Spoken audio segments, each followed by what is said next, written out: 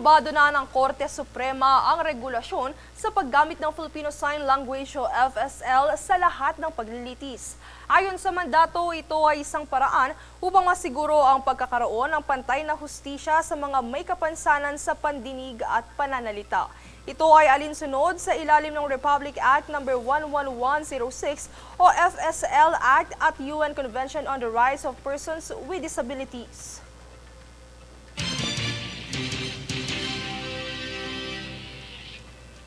Sa kabilang banda, inihayi ni Senator Erwin Tulfo ang panukalang batas na layong alisin na ang travel tax sa ilalim ng kanyang Senate Bill No. 1409 alinsunod sa nilagdaang 2002 ASEAN Tourism Agreement. Anya, 14 na taon na nang pirmahan ng Pilipinas ang naturang kasunduan, ngunit patuloy pa rin ang pagpataw ng tax. Kaya ayon sa senador, ang panukala ay isang konkretong hakbang upang matiyak na ang paglalakbay ay magiging mas patas, accessible at makatuwirang presyo. Sa kasalukuyan, ang travel tax rates para sa economy hanggang first class passage ay naglalaro mula 1,620 pesos hanggang 2,700 pesos, habang ang standard reduced ay nasa 810 pesos hanggang 1,350 pesos at ang privilege reduced naman para sa mga dependent na overseas Filipino workers ay 300 to 400 pesos.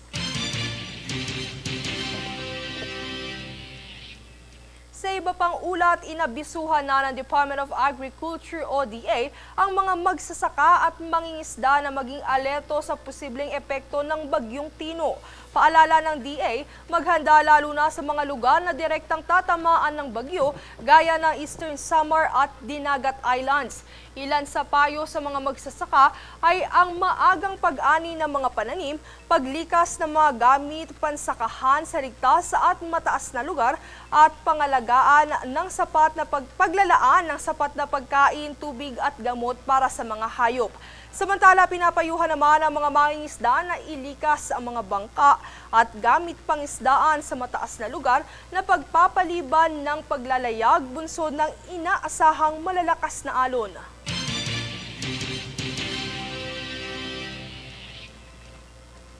Samantala, nakaantabay na ang Philippine Coast Guard o PCG sa mga lugar na lubos na maaapektuhan ng Bagyong Tino, partikular na sa Eastern Visayas kung saan magla-landfall ang bagyo ngayong gabi. Tunghayan ang ulat mula kay Jovi Rodriguez. Kasalukuyang naka-heightened alert na ang Philippine Coast Guard o PCG bilang paghahanda sa pagtama ng Bagyong Tino sa Eastern Visayas. Ito ay alinsunod sa inilabas na abiso ng Pag-asa kung saan ang sentro ng bagyo ay nasa silangang bahagi ng Giwan, Eastern Samar. Bunsod nito, sinigurado ng ahensya na ang mga preventive measures katulad ng mga life vest, rescue can, hard hat at iba pang kagamitan sa pagsagip, pati na rin ang mga kagamitan sa komunikasyon ay nakahanda ng gamitin sa oras ng pagrespondi sa sakuna. Samantala, nag-akot rin ng mga relief packs ang mga ito para ibigay sa mga posibleng maapektuhang pamilya ng severe tropical storm Tino. Nagbigay paalala naman ang ahensya sa lahat ng mga mangingisda sa kaligtasan ng mga ito at pinayuhan na iwasan na ang makipagsapalaran pa sa dagat. Kaya naman ang ilang mangingisda sa Southern Leyte ay inilikas na ang kani-kanilang mga bangka. Makikita rin ang mga nakahilerang bangka sa kalsada bilang paghahanda sa hagupit ng Bagyong Tino.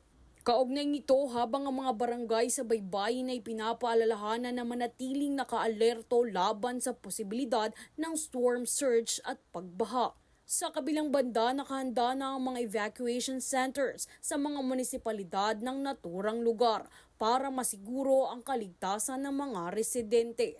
Samantala, paalala naman ng PCG sa buong Eastern Visayas na maging alerto ngayong panahon ng kalamidad at kung kinakailangan ng tulong, agad na tumawag sa mga hotline numbers na makikita sa inyong screen. Jovi Rodriguez, nag-uulat para sa Golden Nation Network.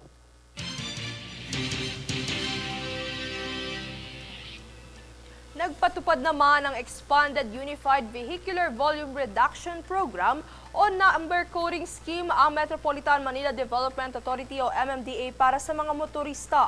Ito ay magsisimula tuwing Lunes hanggang Biyernes mula alas 7 ng umaga hanggang alas 10 ng umaga at mula alas 5 naman ng hapon hanggang alas 8 ng gabi maliban tuwing holidays. Sa ilalim ng expanded number coding scheme, bawal bumiyahe ang mga sasakyan sa lansangan ng Metro Manila batay sa huling digit ng license plates sa nasabing coding hours na naka-flash sa inyong screen.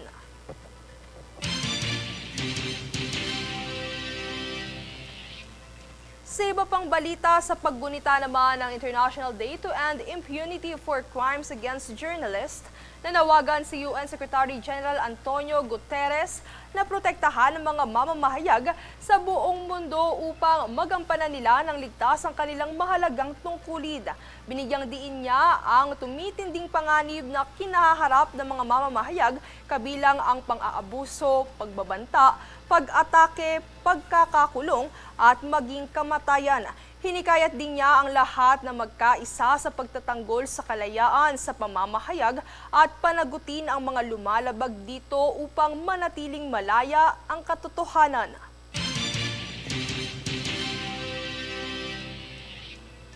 Samantala, nasabat ng Bureau of Customs o BOC, katuwang ang PIDEA at Airport Security ang tinatayang 42.5 million pesos na halaga ng iligal na droga mula sa isang pasaherong dumating mula Addis Ababa sa NAIA Terminal 3 noong October 28. Natuklasan ng mga otoridad ang 6,250 grams ng shabu sa bagahe ng suspect matapos magpositibo sa pagsusuri gamit ang Raman spectrometer. Pinuri ni Customs Commissioner Ariel Nepomuceno ang kahusayan ng BOC NAIA at muling tiniyak ang kanilang pagtutok sa kampanya laban sa smuggling at iligal na droga alinsunod sa direktiba ng Pangulo.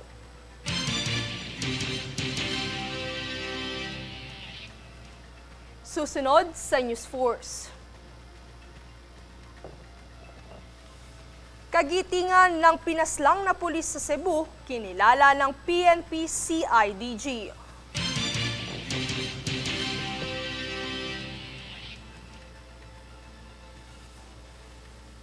Dagsa ng mga pasahero, umabot sa higit 1 milyon sa pagtatapos ng undas.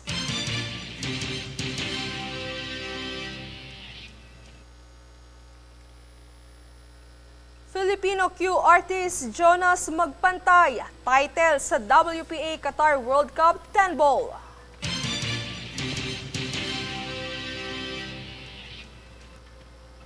Manatiling nakatutok para sa higit pang mabalita sa pagbabalik ng News Force.